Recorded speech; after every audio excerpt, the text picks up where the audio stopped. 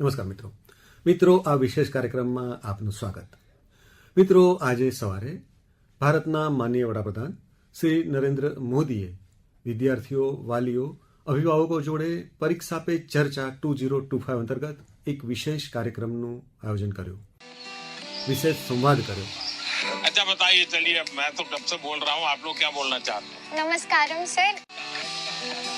આ કાર્યક્રમમાં એમણે બહુ જ મહત્વના મુદ્દાઓ, ખાસ કરીને પરીક્ષાને લગતા, વિદ્યાર્થીઓના તણાવને લગતા કેટલાક મહત્વના મુદ્દાઓ પર એમણે વિદ્યાર્થીઓ, શિક્ષકો, વાલીઓને બહુ જ મહત્વનું માર્ગદર્શન પણ આપ્યું. આ સંદર્ભમાં આપણી સાથે વાત કરવા, વડાપ્રધાનશ્રીની વાતને ફરીવાર આપણા સુધી પહોંચાડવા માટે આપણી સાથે સ્ટુડિયોઝમાં બે વિશેષજ્ઞો આપણી જોડે છે. આપણી જોડે છે મનીષા, તેઓ એક જાણીતી કોલેજ સાથે સંકળાયેલા છે અને પ્રાધ્યાપક છે. આપણી સાથે બીજા વિશેષજ્ઞ છે ડૉક્ટર ખ્યાતિ પુરોહિત. ડૉક્ટર ખ્યાતિ, તેઓ માધ્યમો સાથે સંકળાયેલા છે, લેખક પણ છે અને પત્રકારત્વ અને શિક્ષણ સાથે પણ સંકળાયેલા છે. મનીષા અને ખ્યાતિ, આપ બંનેનું સ્વાગત છે. નમસ્કાર.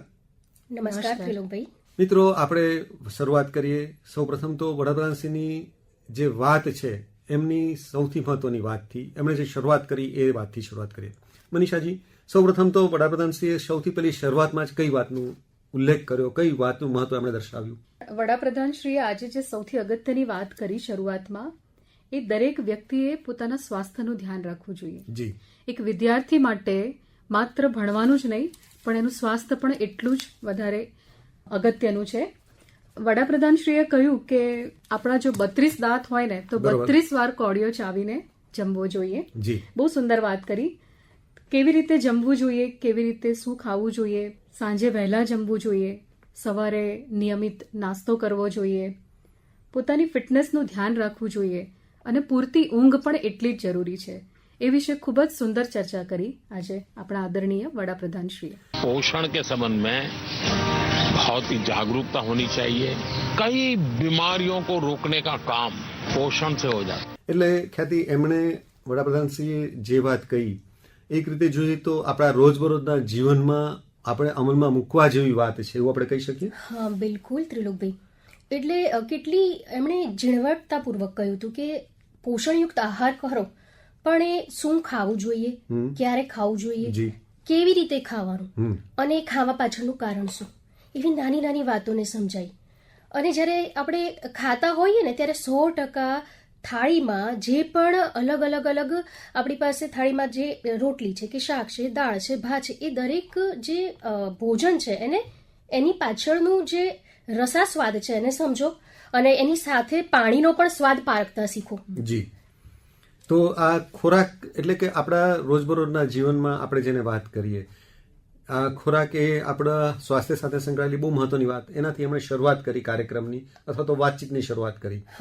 હવે ડૉક્ટર ખ્યાતિ, એમણે જ્યારે આ વાત કરી ત્યારે એમણે ઊંઘનું મહત્વ, આરામનું મહત્વ, એની પણ થોડી વાત કરી. હા, બિલકુલ ત્રિલોકભાઈ.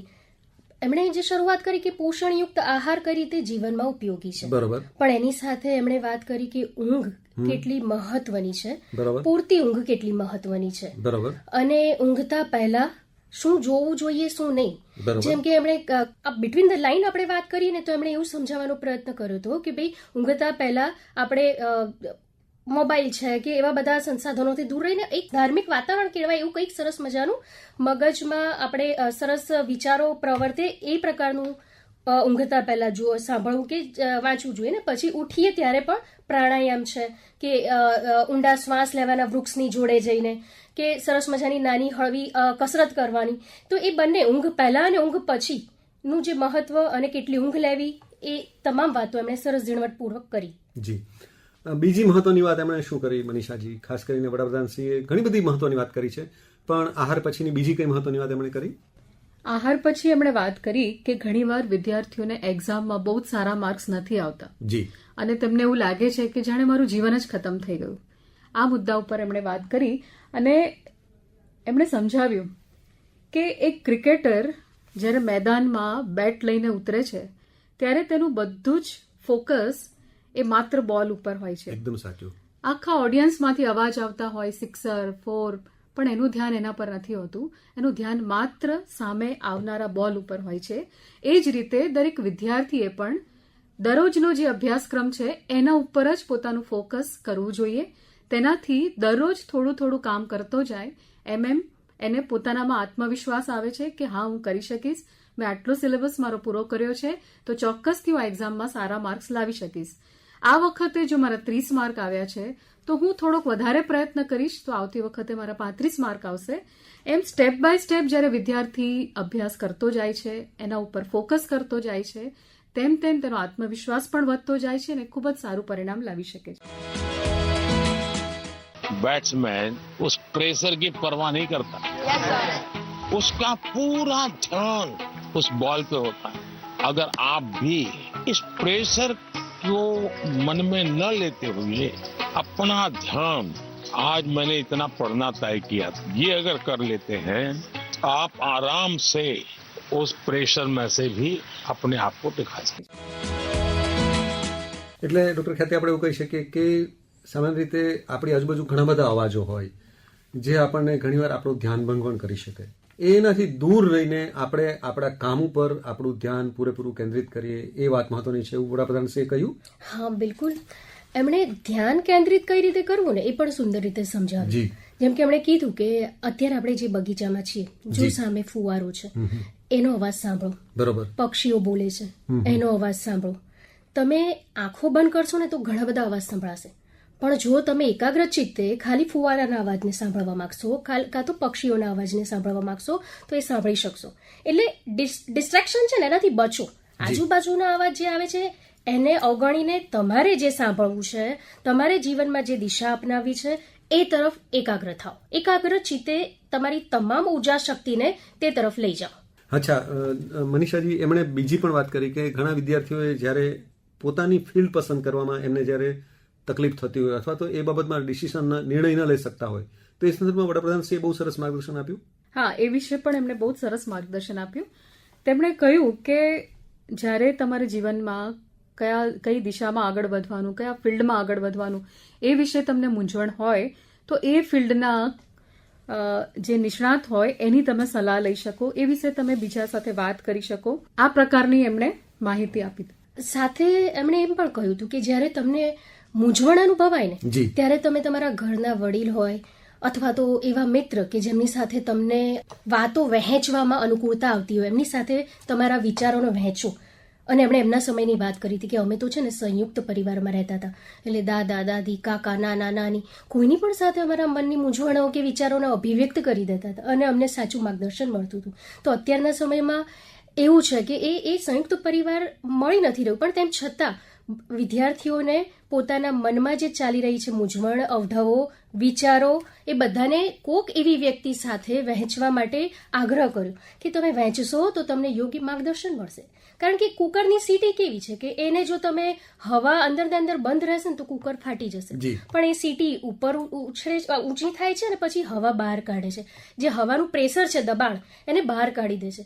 એવી જ રીતે મનમાં જો તમારા વિચારોનું પ્રેશર દબાયેલું રહેશે ને તો ક્યારેક બ્લાસ્ટ થશે, એને ના થવા દો.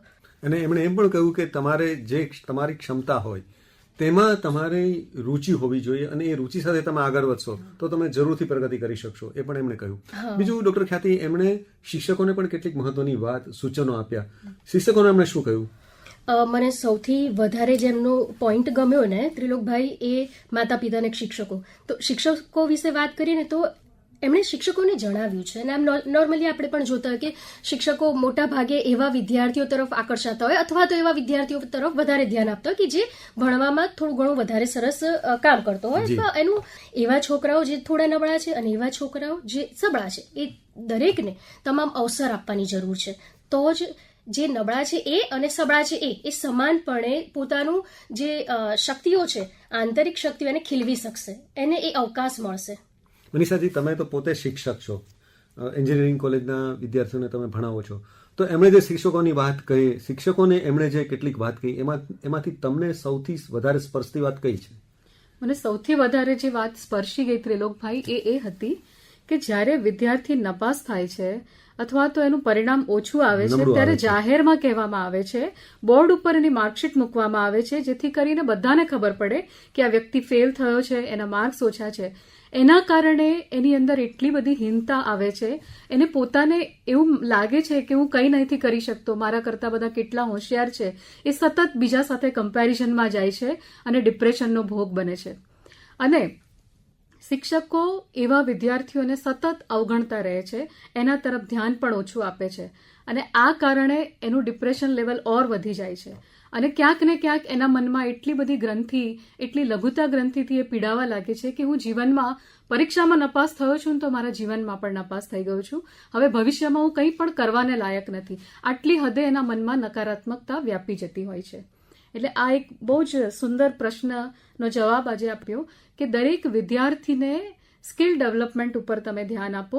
માત્ર માર્કશીટ એ એનું જીવન નથી, એને એનામાં ઘણી બધી આવડત છે, કુશળતા છે, એને સમજીને એનો વિકાસ કરવાની જરૂર છે.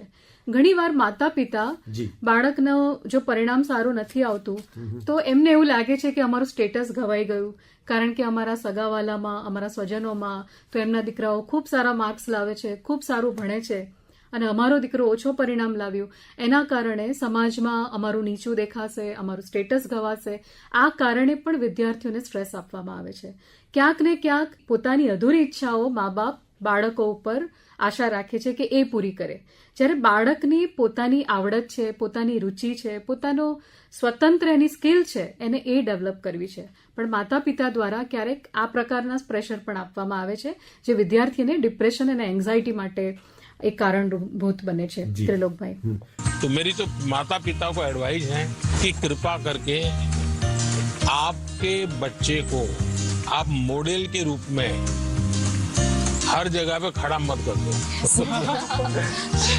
आप अपने बच्चे को प्यार करो, उसकी शक्तियां हैं उसको स्वीकार करो. दुनिया में कोई व्यक्ति ऐसा नहीं है जिसके पास कोई एक चीज नहीं होती है. जैसे मैंने अभी बताया, वो बच्चा स्कूल से निकाल देने वाले थे, वो रोबोट बनाने में नंबर पर ले आया. वो जो बच्चे स्कूल में कभी खेल कूद के अंदर बहुत बड़ा, अब सचिन तेंदुलकर इतना बड़ा नाम सुन रहे हैं. એટલે ડોક્ટર ખ્યાતિ એમણે માતા પિતાને કેટલીક બહુ મહત્વની વાતો પણ કરી છે. એમણે જેમ શિક્ષકો અને વિદ્યાર્થીઓની વાત કરી, એમણે માતા પિતાને સંબોધીને પણ વડાપ્રધાનશ્રીએ કેટલીક મહત્વની વાતો કરી છે. એમાંની કેટલીક મહત્વની વાતો તમે ફરીવાર શ્રોતાઓને પહોંચાડશો? જી બિલકુલ ત્રિલોકભાઈ, એમણે ખૂબ સરસ વાત કરી હતી કે જ્યારે કોઈ પણ બાળક પૃથ્વી પર જન્મ લે છે ને ત્યારે વિશેષ ક્ષમતાઓ સાથે જન્મતો હોય છે અને માતા પિતાની જવાબદારી છે કે બાળકની એ વિશેષ ક્ષમતા છે ને એને પારખવાની છે. એને પારખીને તેને અનુરૂપ વાતાવરણ આપવાનું છે, જેના કારણે બાળક પોતાની એ આંતરિક શક્તિઓને સમજે, એનામાં આત્મવિશ્વાસ કેળવાય અને એ તરફ એ જીવનમાં સકારાત્મક રીતે આગળ વધી શકે. તમારા વિચારો અને સપનાઓ બાળક પર થોપો નહીં. એકદમ સાચું. કારણ કે બાળક છે ને પોતાની વિશેષ ક્ષમતાઓ સાથે જન્મે છે ને, તો એની ક્ષમતાઓને પારખો અને એ ક્ષમતાઓને અનુરૂપ વાતાવરણ આપો. અને એવું જ સેમ શિક્ષકોએ કરવાનું છે કે એ બાળકોની ક્ષમતાઓને ખીલવવાની છે. એમનામાં શું ઉણપ છે એને ઉજાગર કરવા કરતાં બાળકોની જે છુપી શક્તિઓ છે અથવા વિશેષતાઓ છે એને ખીલવવાની જરૂર છે, જેનાથી એનામાં આત્મવિશ્વાસ કેળવાય અને આત્મવિશ્વાસ જ જીવનમાં સકારાત્મક અભિગમ લાવવામાં મદદરૂપ થાય છે. એમણે આપણે ખાસ કરીને નિષ્ફળતાને કઈ રીતે આપણે પચાવી શકીએ એના વિશે પણ કેટલીક મહત્વની વાત કરી. હા બિલકુલ. એક વિદ્યાર્થી બહુ સરસ મજાનો પ્રશ્ન કર્યો હતો અને એમ કહ્યું હતું કે મને ખૂબ ડર રહે છે કે હું નિષ્ફળ થઈશ તો. અને એક દીકરીએ સરસ વાત કરી હતી કે મને મારા માટે નેગેટિવિટી આવી જાય છે કે મારા 95 મેં ધાર્યા હતા અને 93% આવી ગયા. એટલે એ વખતે પ્રધાનમંત્રીશ્રીએ કહ્યું હતું કે ફેલરને ડાયજેસ્ટ કરતા શીખવાનું છે. હંમેશા યાદ રાખવાનું છે કે ફેલ થવાથી જીવન અટકી નથી જતું, એ પૂર્ણવિરામ નથી, પરંતુ જીવન છે ને એ માત્ર પરીક્ષા નથી. જીવન એ સતત ચાલતા રહેવાનું નામ છે અને તમારામાં જે પણ એક્સ્ટ્રા ઓર્ડિનરી બાબત છે ને એને પારખીને એના પર કામ કરો. અને તમારે 95% આવવાનું વિચારતા હતા અને 93 આવી ગયા છે, તો હું એ બાબતને આવકારીશ અને એને હું ખરેખર એપ્રિસિએટ કરીશ. કારણ કે તમે ટાર્ગેટ એવું બનાવ્યું કે જ્યાં પહોંચવું છે, ભલે પહોંચી નથી શકતા એ વાત અલગ છે, પણ તમારું ટાર્ગેટ ઉમદા છે. એટલે ક્યારે પણ ફેઇલરને તમે માથા પર ના ચડાવો. એ અંતિમ નથી, પૂર્ણવિરામ નથી, એ એક પછી એક આગળ ચાલવાનું એક સ્ટેપ જ છે. એટલે આપણે જે જાણીતી ઉક્તિ છે નિશાન ચૂક માપ નહીં માપ નીચું નિશાન, એનું એક રીતે જોઈએ તો વડાપ્રધાનશ્રીએ ફરીવાર એને આપણા સુધી એ વાત પહોંચાડી એવું આપણે કહી શકીએ. બરોબર બિલકુલ, કે કદાચ તમે જીવનમાં કોઈક જગ્યા પર ફેલ થઈ ગયા તો એ અંત નથી. ફરીથી તમે ઊભા થાઓ, ફરીથી સાહસ કેળવો, ફરીથી પોતાનામાં વિશ્વાસ જન્માવો અને ફરીથી લાગી જાઓ. મનીષાજી, એમણે સ્ટુડન્ટને બીજી પણ કેટલીક બહુ મહત્વની વાતો કરી છે, એ વાતો કહેશો? હા, એમણે વાત કરી કે જિંદગીમાં સફળ થવાનું છે આપણે, માત્ર પરીક્ષામાં સફળ નથી બહુ જ થવાનું. મહત્વનું. એમણે કહ્યું કે જ્યારે ક્રિકેટર 0માં આઉટ થઈ જાય, એ ફેલ થાય, ત્યારે એ પોતાની હાઇલાઇટ્સ વારંવાર જોતો હોય છે અને એનાલિસિસ કરે છે કે હું કઈ જગ્યાએ મારી ભૂલ થઈ. એ જ પ્રમાણે એક વિદ્યાર્થી જ્યારે નાપાસ થાય અથવા ઓછા માર્ક્સ લાવે તો તેણે વિચારવું જોઈએ, એનાલિસિસ કરવું જોઈએ કે મારી ક્યાં ભૂલ થઈ, મારે કઈ જગ્યાએ વધારે સુધારવાની જરૂર છે, કે મારે કયા વિષયમાં થોડો વધારે પ્રયત્ન કરવાની જરૂર છે.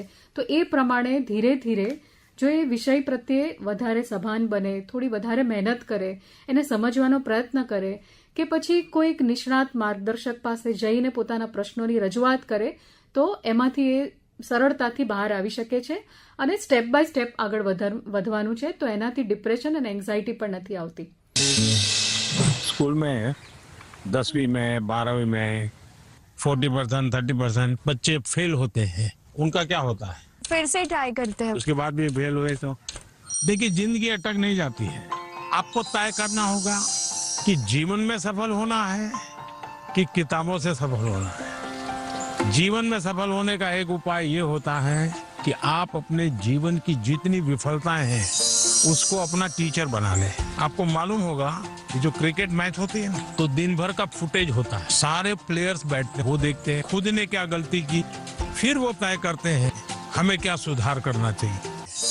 ડોક્ટર ખ્યાતિ, એમણે ખાસ કરીને એકાગ્રતા વિશે પણ બહુ મહત્વની કેટલીક ટિપ્સ આપી છે.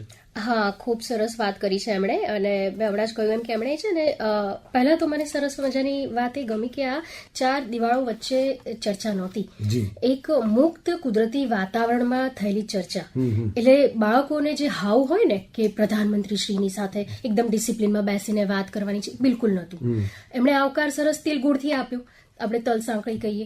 એટલે બાળકોનો એક બીજો જે ભ્રમ હતો કે ડિસિપ્લિન, પાણી ને બધું પૂછે તો પણ એક કહેવાય ને કે વ્યવસ્થિત વ્યવહારથી આપણે વર્તન કરવાનું છે, એને પણ એમણે બ્રેક કર્યું કે તરત તિલગુડ આપે. એટલે બાળકોએ લીધા તો એ બોલ્યા પણ ખરા, ભાઈ જેને બીજું લેવું એ લેજો હો પાછું. અને એ પછી ધીમે ધીમે ધીમે આગળ વધ્યા અને જે બાગ બગીચાની વચ્ચે પક્ષીઓ અને ફુવારો અને કુદરતી સાનિધ્ય હતું એના સંદર્ભની સાથે પ્રધાનમંત્રીશ્રીએ બાળકોને એકાગ્ર કઈ રીતે રહી શકાય, કઈ રીતે તમારા મનમાં ચાલતા અનેક વિચારો વચ્ચે પણ તમે એક વિચારને ફોકસ કરીને ચાલી શકો, એ સમજાયું પ્રેક્ટિકલી. એટલે બધાને કીધું આંખો બંધ કરીને બેસી જાઓ અને ફુવારો જે સાંભળો છો તમે અવાજ એ સાંભળો, પક્ષીઓનો અવાજ સાંભળો તમે, અને આજુબાજુ પાછું જે બીજો અવાજ આવે છે એને નહીં સાંભળીને પણ સાંભળવાનો ફુવારાનો અવાજ. એટલે એ પ્રેક્ટિકલી જયારે તમને સમજાવે ને, સલાહ આપવી અને વર્તનથી સમજાવવું, એ બંનેમાં અંતર છે. અને પ્રધાનમંત્રીશ્રીએ આ જ વસ્તુ કરી, એમને સલાહ ના આપી કે તમે ઉઠીને પ્રાણાયામ કરજો. એના કરતાં એમણે એમ કહ્યું કે હવે તમે આંખો બંધ કરી દો અને સાંભળો, જે સંભળાય અને જે સાંભળવું છે એ બંને વચ્ચેનું અંતર સમજાયું અને એને એકાગ્રતાની વ્યાખ્યામાં ઢાળ્યું. હા, એટલે જે વસ્તુને આપણે અમલમાં મૂકવાની છે એમણે એક રીતે જોયું તો એક પ્રેક્ટિસ કરીને બતાવી, એનું નિદર્શન કરીને બતાવ્યું. બિલકુલ. મનીષાજી, એમણે વિદ્યાર્થીઓના કેટલાક એવા સવાલોનો જવાબ આપ્યો કે જે આપણને બધાને પણ સ્પર્શે છે. દાખલા તરીકે વિદ્યાર્થીઓનો સવાલ હતો કે અમારે પેપર ટાઈમમાં પૂરું નથી થતું. આવા કેટલાક સવાલોના જવાબ એમણે આપ્યા. તો આવા સવાલોના જવાબમાંથી આપણને જે મહત્વની શીખ મળી એ તમે કહેશો? પ્રધાનમંત્રીજીએ કહ્યું કે પેપર ટાઈમમાં પૂરું નથી થતું, આ પ્રશ્ન હોય છે જનરલી વિદ્યાર્થીઓને. તો એમાં એમણે ઉપાય આપ્યો કે તમે જૂના પેપરને પ્રેક્ટિસ કરો. છેલ્લા 3-4 વર્ષના પેપરો લો, એમાં કયા પ્રશ્નો વારંવાર પૂછાય છે એના પર ધ્યાન આપો, એને સોલ્વ કરવાનો પ્રયત્ન કરો, એની વારંવાર પ્રેક્ટિસ કરો. આ રીતે કરી શકાય. અને બીજું એમણે કહ્યું કે જ્યારે પરીક્ષામાં પ્રશ્નપત્ર તમારી સામે આવે ત્યારે સૌથી અઘરા પ્રશ્નો તરફ ધ્યાન ના આપો, પણ જે તમને આવડે છે એના ઉપર પહેલા ફોકસ કરો અને એનો જવાબ આપવાનો પ્રયત્ન કરો.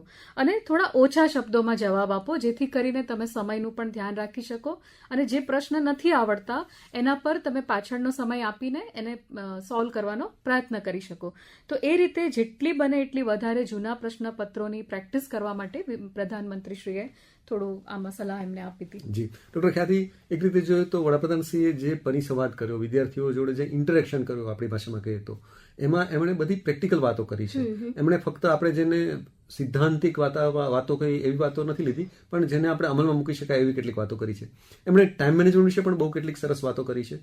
બિલકુલ ત્રિલોકભાઈ, તમે આ જે વાક્ય બોલ્યા ને કે પ્રેક્ટિકલ વાત નથી કરી અને વ્યવહારલક્ષી, સૈદ્ધાંતિક નહીં ને વ્યવહારલક્ષી વાત કરી, ખૂબ સરસ. અને ટાઈમ મેનેજમેન્ટની જે વાત કરી ને એમાં એમણે બાળકોને સરસ વાત કહી કે દરેક જણને 24 કલાક મળે છે, બરોબર, અને દરેક જણે 24 કલાકનો જ ઉપયોગ કરવાનો છે.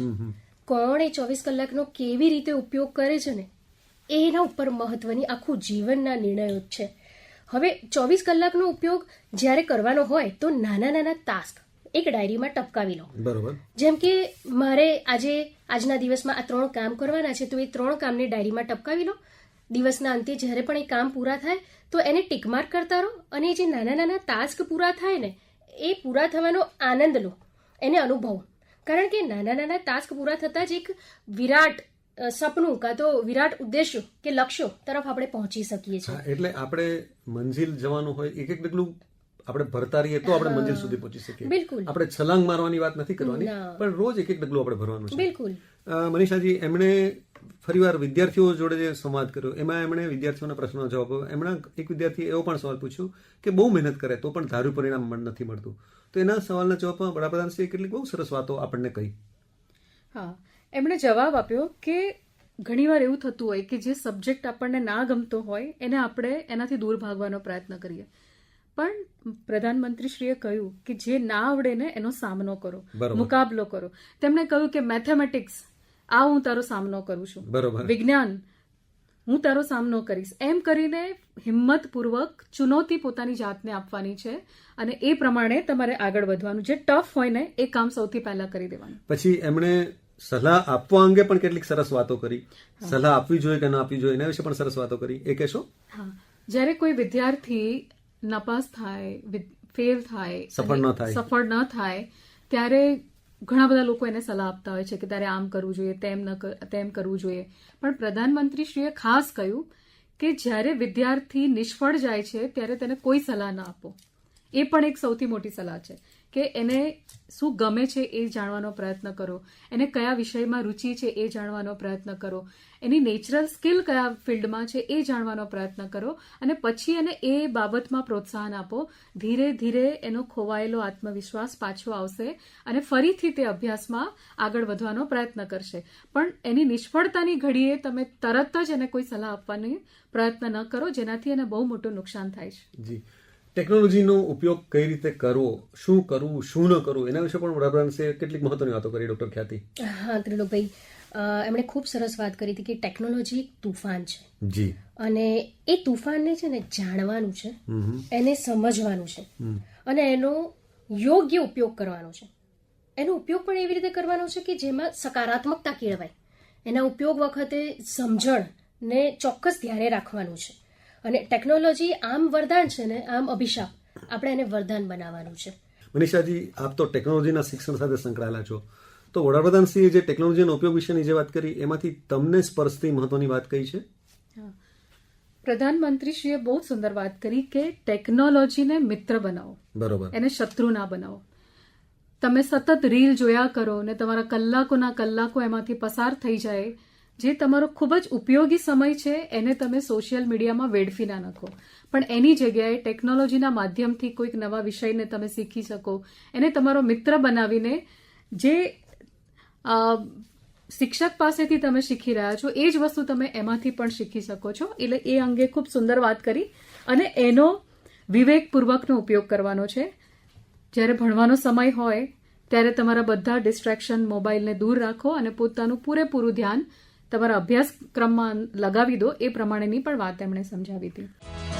આપ ઉસ યુગ મેં બડે હો રહે हैं जिस युग में इतनी बड़ी मात्रा में टेक्नोलॉजी का फैलाव है, प्रभाव है और उपयोग है, और इसलिए टेक्नोलॉजी से भागने की जरूरत नहीं है। लेकिन आपको तय करना होगा कि क्या मैं रील देखता रहता हूँ क्या, उसी में समय जाता है क्या मेरा, या मुझे इस चीज में रुचि है तो उसकी बारीकियों में जाऊं, उसके एनालिसिस में जाऊं, तो टेक्नोलॉजी एक ताकत बनेगी। टेक्नोलॉजी को तूफान मत समझो, वो कोई बड़ा साइक्लोन नहीं जो गिरा देगा। आप मान के चलिए कि जो लोग रिसर्च कर रहे हैं, इनोवेशन कर रहे हैं, टेक्नोलॉजी बना रहे हैं, वो आपकी भलाई के लिए कर रहे हैं। और हमारी कोशिश यही होनी चाहिए कि हम टेक्नोलॉजी को जाने, समझे, उसका ऑप्टिमम यूटिलाइजेशन करें। ડોક્ટર ખ્યાતિ, એમણે નેતૃત્વ વિશે પણ કેટલીક મહત્વની વાતો કરી. હા, એક વિદ્યાર્થી હતો, એણે પૂછ્યું તો સરસ વાત કરી કે ક્લાસરૂમમાં હું મોનિટર હોઉં અને મારે કઈ રીતે વિદ્યાર્થીઓને ક્લાસને આખાને ડિસિપ્લિનમાં રાખવા. મારે એવું તો કહેવાય નહીં કે તમે ચૂપ થઈ જાઓ, નહીં તો હું નામ લખી લઈશ તમારું. એટલે પ્રધાનમંત્રીશ્રીએ બહુ સરસ વાત કરી હતી કે નેતૃત્વ કેવી રીતે કરી શકાય ને એ વાતને સમજાઈ હતી કે પહેલા તો એના માટે શું થાય કે તમારે પોતે અનુશાસનમાં રહેવું પડે. તમે જ જો તમારું હોમવર્ક ના લઈ જતા હો અને તમે વિદ્યાર્થીઓને કહો કે ભાઈ હોમવર્ક લઈને આવવાનું, તમે જ ચૂપ ના બેસી શકતા હો અને તમે વિદ્યાર્થીને કહો કે તમારે ચૂપ બેસવાનું છે, તો મોનિટર તરીકે કઈ રીતે યોગ્ય છે? એટલે મોનિટરની જવાબદારી છે, કારણ કે નેતૃત્વ કરી રહ્યો છે ક્લાસનું, એટલે એની જવાબદારી છે કે એણે અનુશાસનમાં પહેલા એણે રહેવાનું. અનુશાસનમાં રહેવાથી શું થાય તો ધીરજ કેળવાય, બરોબર, આત્મનિર્ભરતા થાય અને સફળ નેતૃત્વ તરફ આગળ વધી શકાય. તો આ જ વિશેષ ગુણો સાથે ક્લાસને સરસ રીતે તમે નેતૃત્વ કરી શકો. જી. અચ્છા મનીષાજી, એમણે જ્યારે વિદ્યાર્થીઓના પ્રશ્નોના જવાબ આપ્યા, એમાં એક વિદ્યાર્થીએ એવું પણ કહ્યું કે એને જે ડાન્સનો શોખ હતો એની ઉપર અમુક પાબંદીઓ અમુક સમય આવી જતી હતી, તો એ પ્રમાણમાં અઘરા સવાલને વડાપ્રધાનશ્રીએ કઈ રીતે હેન્ડલ કર્યો? એક વિદ્યાર્થીએ એવું પૂછ્યું કે પરીક્ષા જ્યારે આવતી હોય, બોર્ડની એક્ઝામ હોય, ત્યારે અમારા માતા પિતા અમને એવું કહેતા હોય કે બસ હવે એક્ઝામ છે એટલે તારે ડાન્સ નહીં કરવાનો, તારે પેઇન્ટિંગ નહીં કરવાનું, તારે ક્યાંય ફરવા નહીં જવાનું, જે અમને ગમતી વસ્તુ છે એના પર રેસ્ટ્રિક્શન મૂકવામાં આવે છે. તો પ્રધાનમંત્રીશ્રીએ બહુ જ સરસ એમને જવાબ આપ્યો કે આપણે માણસ છે, આપણે રોબોટ નથી. આપણે રોબોટ જેવું યાંત્રિક જીવન ના જીવી શકે. તમે આખો દિવસ સતત તણાવમાં રહેશો તો એનું પરિણામ કંઈ જ નહીં આવે. અને બાળકોને માત્ર 4 દિવાલોમાં પૂરી રાખીને જ શિક્ષણ ના આપી શકાય, પણ આ 4 દિવાલોની બહાર પણ ઘણું બધું શિક્ષણ છે, એમને બહાર લઈ જવા જોઈએ. પરીક્ષા જ સર્વસ્વ નથી, પણ જીવનનો એક સર્વાંગીણ વિકાસ થાય એ ખૂબ જરૂરી છે. એટલે એ બાબતમાં એમણે માર્ગદર્શન આપ્યું. ડોક્ટર ખ્યાતિ, આમ જોઈએ તો આખી જે વાત છે વડાપ્રધાનશ્રીની પરીક્ષા પે ચર્ચા 2025 અંતર્ગતની બધી જ વાતો આપણા માટે મહત્વની છે, પણ તમારી દ્રષ્ટિએ સૌથી મહત્વની 1 કે 2 વાતો જે આપણે બધાએ પણ આપણા જીવનમાં અમલમાં મૂકવાની છે, 1 કે 2 વાતો સાથે આપણે સમાપન કરીએ. વિદ્યાર્થીઓ લક્ષી એક સરસ વાત હતી કે એક્ઝામ્સના જે પ્રેશરને છે ને તમે લોકો તમારા ઉપર હાવી ના થવા દો અને ધ્યાનમાં રાખો કે હંમેશા જે કાલે કર્યું છે ને એનાથી ઉત્તમ આજે કરવાનું છે. બરોબર છે. એમ કરતા કરતા એક પછી એક દિવસ આગળ વધાય અને જ્યારે પરીક્ષાનો દિવસ આવે ત્યારે પરીક્ષા આપી દો. એમાં પ્રેશર લેવાની કોઈ જ જરૂર નથી. એક આ વસ્તુ મને સરસ ગમી હતી. અને એક જેમણે બીજી વાત કરીને એ પ્રેક્ટિકલી કરાવી હતી, એક પેડ માં કે નામ, અને દરેક વિદ્યાર્થીઓને એમ કહ્યું કે ચલો એક સરસ મજાનું આપણે નાનકડું છોડ લઈએ ને અહીંયા આપણે એને રોપીએ અને તમે એ વિચારો કે આ તમારી માં છે, તો એ જે કનેક્શન બાળકોને પોતાની માતા સાથેનો જે લગાવ છે એ સરસ મજાના બંધનને એમણે પર્યાવરણ સાથે જોડવાનો પ્રયાસ કર્યો. બાળકોને જવાબદારી આપી કે એક વૃક્ષ કાં તો એક છોડ સરસ મજાનો તમે ઉગાવો, મૂકો, એને રોપો, ત્યારે પછી એને ખાલી રોપી દો ત્યાં સુધીનું કામ ના, એને કઈ રીતે પાણી, ખાતર, હવા, એને કઈ રીતે ઉછેર થાય છે, એ તમામ જવાબદારીઓ તમારે લેવાની છે. કારણ કે એ તમામ જવાબદારીઓ બાદ તમે જે નૈતિકતા તરફ વળો છો કે પર્યાવરણને તમે જે સરસ મજાનું આપી જવાના છો ને, એ તમારે ભવિષ્યમાં તમને ને તમારી આગામી પેઢીઓને કામ લાગશે. તો આ વાત જે એક પેડ માં કે નામ ની સાથે એમણે બાળકોને નાના છોડ રોપી અને એની મહત્વને એની જવાબદારીઓ સમજાઈ, મને ખરેખર એ સ્પર્શી ગયું. એટલે ઘણી બધી વાતો આપણને સ્પર્શી ગઈ. ચલિए, सबको बहुत धन्यवाद. Yes sir.